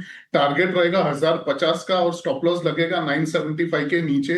सेकेंड स्टॉक है SBI में काफी दिनों से पुल बैक दिख रहा है और अवरली चार्ट पे हिडन बुल डाइवर्जेंस भी बना है RSI के पास, एग्जैक्टली 200 पीरियड के एवरेज के पास, और एक्सटेंडेड बॉटम में भी अगर हम देखें तो रेगुलर डाइवर्जेंस भी दिख रहा है। तो इसमें हम बाइंग करेंगे SBI में। करंट लेवल से बाय किया जा सकता है। स्टॉप लॉस जो रहेगा वो 1150 के नीचे रहेगा और ऊपर में जो टारगेट होगा वो 1185 का होगा SBI और चेन्नई पेट्रोलियम, ये दोनों स्टॉक पर कुछ रिकमेंडेशंस आते हुए, लेकिन गौरव, आपके BTST STBT ट्रेड्स? मुझे भी BTST के लिए ही काफी शेयर्स पसंद आ रहे हैं। 2 स्टॉक चुने हैं। द फर्स्ट इज सरकारी बैंक की सूची में बैंक ऑफ महाराष्ट्र अच्छा लग रहा है। पिछले कुछ दिनों में जिस प्रकार से प्रॉफिट टेकिंग देखा है, आज एक अच्छा रिवर्सल दिखाई दे रहा है। एट ए प्राइस ऑफ 71.4 अच्छा अट्रैक्टिव बेट है। 70 रुपीज का स्टॉप लगा के 74 के टारगेट्स के लिए इसको हम बाय कर सकते हैं। जो दूसरा स्टॉक मैंने चुना है उसके अंदर भी आज एक बहुत ही इंटरेस्टिंग बाइंग आया है। वॉल्यूम बैक बाइंग नजर आ रही है। करंटली 262 का भाव चल रहा है। JSW इंफ्रा BTST के लिए कंसिडर करना है इस स्टॉक को भी। 255 रुपए का स्टॉक और 270-72 के अराउंड के टारगेट्स एक्सपेक्ट कर रहा हूँ स्टॉक में मैं। ठीक है, लेकिन इसके अलावा बाजार में तो रिकवरी दिखी है, कई सारे सेक्टर्स आज हरे निशान में कारोबार करते हुए, लेकिन एक सेक्टर जहां पर अभी भी कमजोरी है, AI डेवलपमेंट्स के बाद जो कमजोरी IT सेक्टर में दिखी थी वो आज भी कंटिन्यू होती हुई नजर आ रही है। टेक महिंद्रा जैसे कुछ स्टॉक्स आपके स्क्रीन पर हम लेकर आना चाहेंगे। 1.25% की गिरावट के साथ अभी भी निफ्टी IT इंडेक्स आपके स्क्रीन पर 200 अंकों की गिरावट इस इंडेक्स पर नजर आई है। टेक महिंद्रा 1.5% नीचे। इसके अलावा HCL टेक, TCS, इन्फोसिस बाजार में तेजी, उसके बावजूद इन स्टॉक्स में गिरावट आज के सत्र में नजर आई है और सभी स्टॉक्स हरे निशान में कारोबार करते हुए। अंशुल, आपका क्या व्यू होगा आईटी सेक्टर के इन चुनिंदा स्टॉक्स पर, और कोई स्टॉक स्पेसिफिक आइडिया जो आपको लगता है कि गिरावट के बाद टेक्निकल फ्रंट पर खरीदारी के मौके बन सकते हैं? देखिए, डेड कैट बाउंस प्ले करना है तो सीएनएक्स आईटी 15 डेज में 25% करेक्ट हुई है। 6 दिन से एक साइडवेज रेंज है, 30,054 प्रोटेक्ट हो रहा है। अगर छोटा सा बाउंस बैक ही आपको प्ले करना है तो इन्फोसिस में प्ले किया जा सकता है। यहाँ पे एटलीस्ट एक हायर लो बनाने की कोशिश कर रहे हैं तो 1330 1350 की जोन तक। दूसरा, आपने सही कहा, टेक महिंद्रा, यहाँ भी थोड़ी सी एटलीस्ट रिलेटिव स्ट्रेंथ है compare to other IT stock, तो यहाँ पे भी 1375 1380 तक एक dead cat bounce back play कर सकते हैं।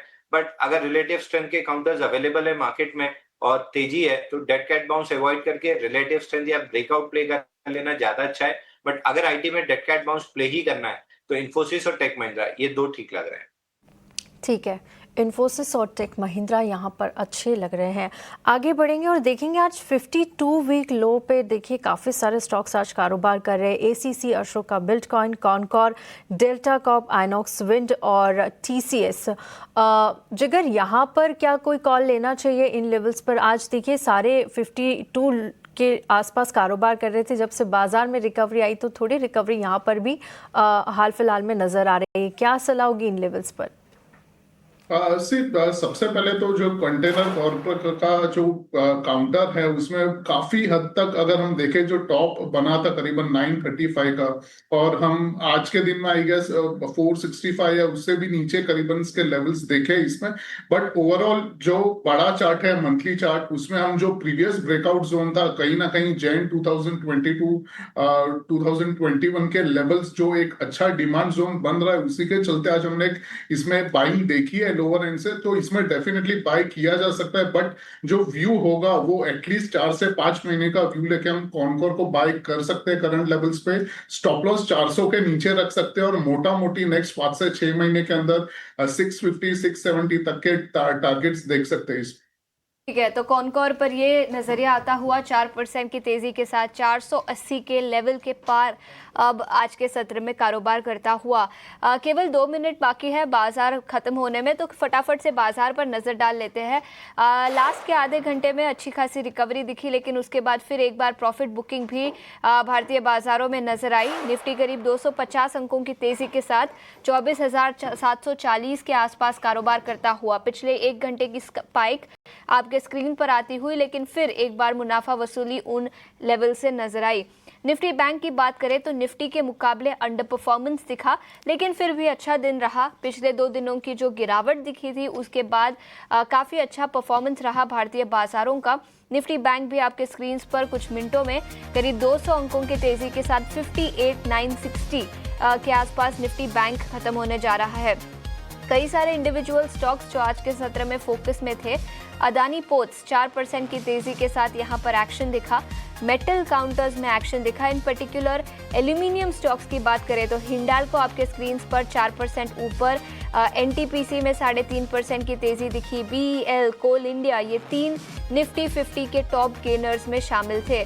लूजिंग साइड के कुछ स्टॉक्स की भी बात करेंगे, लेकिन उसके पहले रिलायंस इंडस्ट्रीज 3% ऊपर। जेएसडब्ल्यू स्टील, श्रीराम फाइनेंस, सभी स्टॉक्स बढ़कर बंद होते हुए नजर आए। लूजिंग साइड पर आईटी सेक्टर के कई स्टॉक्स थे। टेक महिंद्रा 1.5% नीचे बंद होता हुआ। आईसीआईसीआई बैंक, एचसीएल टेक, इन्फोसिस जैसे सभी स्टॉक्स गिरावट के साथ बंद होते हुए नजर आ रहे हैं। कई सारे इंडिविजुअल पॉकेट्स थे जो आज के सत्र में फोकस में थे। कोल इंडिया पर नजर डालेंगे। पिछले 2 दिनों में स्टॉक करीब 6% बढ़ चुका है। ये स्टॉक आपके स्क्रीन पर याद रखें एक ब्रोकरेज रिपोर्ट भी आई थी और इसी के चलते ग्लोबल मार्केट में कोल प्राइसेस बढ़ रहे हैं, जिसके चलते कंपनी को अच्छा खासा फायदा होता हुआ नजर आ सकता है। रैमकीज इंडिया इस स्टॉक पर भी फोकस था। कंपनी को कुछ नया ऑर्डर मिला। करीब 12% की तेजी के साथ स्टॉक बंद होता हुआ नजर आया।